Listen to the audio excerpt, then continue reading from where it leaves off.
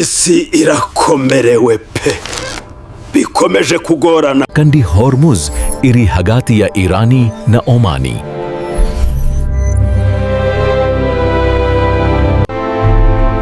Oya, tugomba gushaka igisubizo kandi vuba.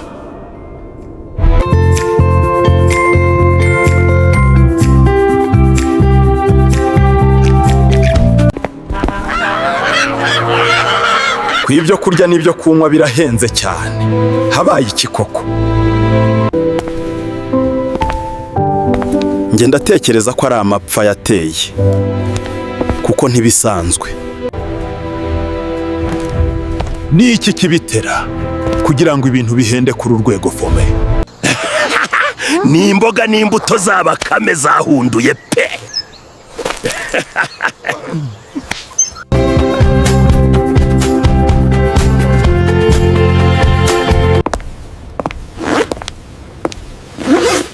Ikibazo si amapfa, ni umuhora wa Hormuz.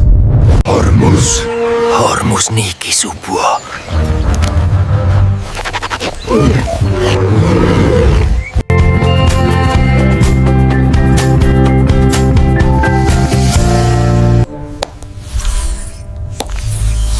Hormuz ni inzira amavuta na peteroli bicamo bikatugeraho.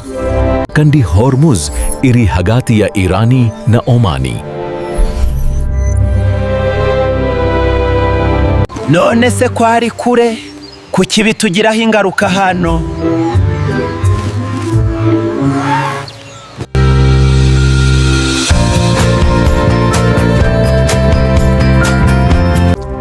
Iyi nzira ifunze, peteroli irahenda ku isi yose.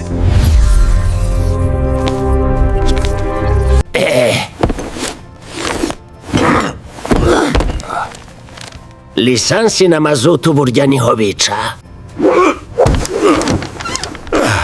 Isi irakomerewe pe, bikomeje kugorana. Turashira pe, ibintu ndidanje kweli. Iyo transport ihenze n'ibiciro birazamuka.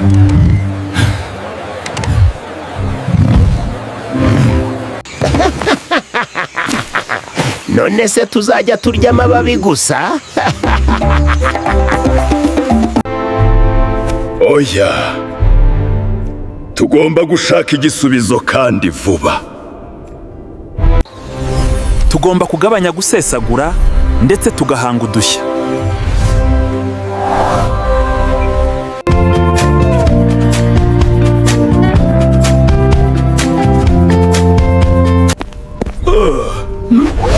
None se twakoresha amazi nk'ingufu? Icyo gitekerezo cyo guhanga udushya cyiza cyane.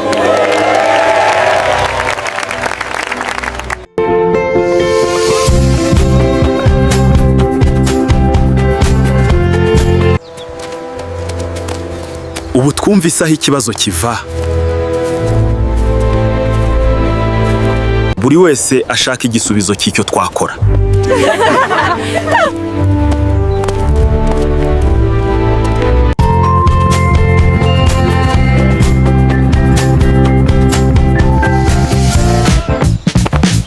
Ariko ibirayi bihendutse birihe ko mbikunda? Nubwo ibintu bibera kure, bigira ingaruka kuri twe.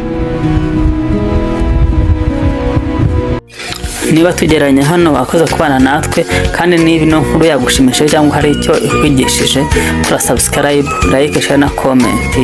Ubundi biganiro byo nakagaruka. Bye bye.